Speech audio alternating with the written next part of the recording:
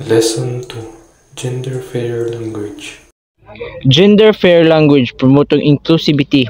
Language is a powerful tool that shapes our thoughts and interaction. Historically, it has often been shaped by gender bias, favoring men and marginalizing women and non-binary individuals.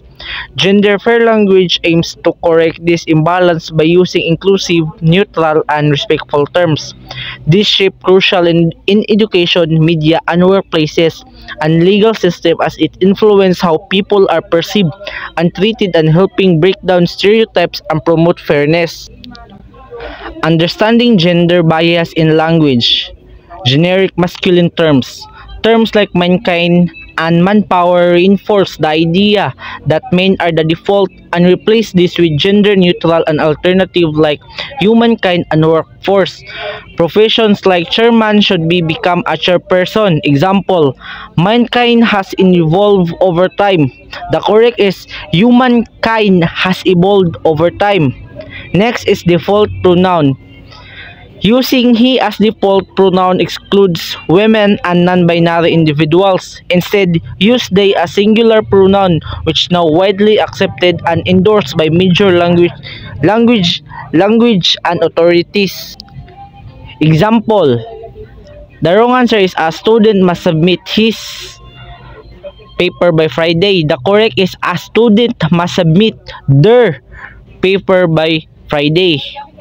Next topic is gender stereotypes in language.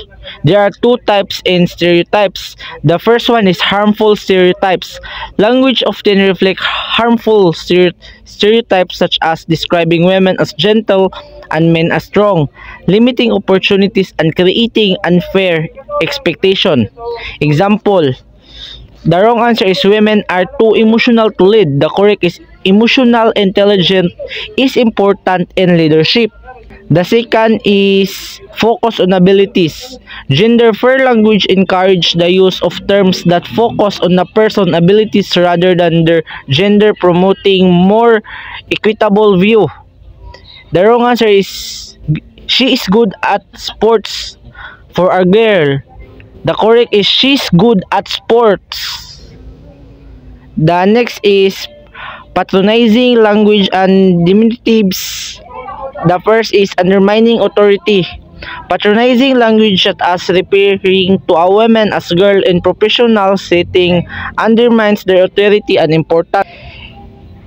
Example is the girl is accounting will handle it. The correct is the accounting team will handle it. Next in unnecessary gender markers.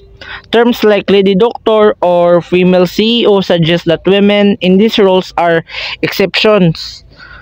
Avoid unnecessary markers unless they are relevant. Example, our female CEO is successful, but the correct answer is our CEO is unsuccessful. Just erase the female, that is the unnecessary gender markers. Strategies, gender neutral terms. Replace gendered words, promote inclusivity by replacing gendered words with neutral alternatives, ensuring everyone feels acknowledged and respected. Example, policemen are investigating the case. The correct is the police officer are investigating the case. The wrong is the policeman. This is the replace the gendered word to police officer. Next is simple inclusivity. Using gender-neutral terms is one of the simplest way to promote inclusivity in communication, fostering a more equitable environment. Example is chairman of the board, and the correct is the chairperson of the board. Next is strategies avoiding gender-based assumption. The first is unknown person. When writing or speaking about an unknown person, avoid assuming their gender to prevent individuals from feeling excluded or misunderstood or mispresent. Example is if a customer forgot his wallet, he should return it to the owner. The wrong is his, because it is an unknown person. You cannot assume is their identity. The correct is if a customer forgot their wallet, they should return it to the counter. Next, it's neutral terms. Instead of using he or she, use neutral terms like they, them, or the person to ensure inclusivity of language.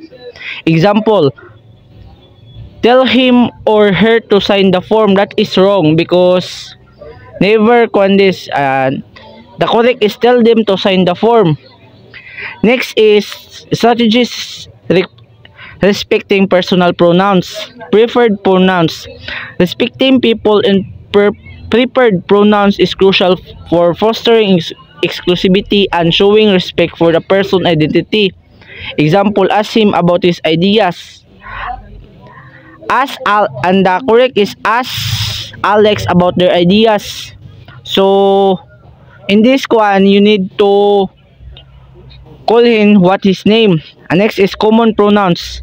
Common pronouns include he, him, she, her, and they, them. Using the correct pronoun self builds a more exclusive environmental. Example, each student must bring his notebook. And the correct way in this one is each student must bring their notebook. Next is the impact of gender fair language. The impact of this, the people were treated equality, respect, and exclusion. Gender fair language promote equality by ensuring all individuals are acknowledged what value it fosters respect by using correct pronouns and avoiding patronizing terms.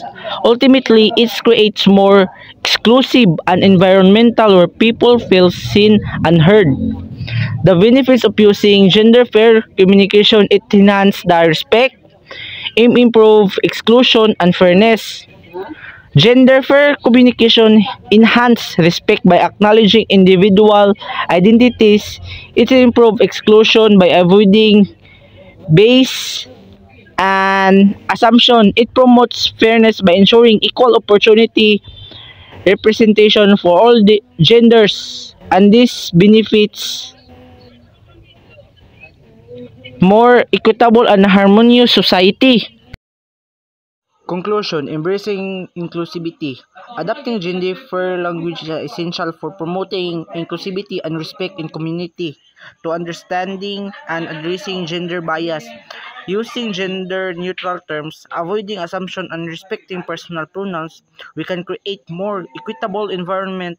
Let's commit to using language that reflect the values of equality and exclusivity, ensuring everyone feels valued and respected.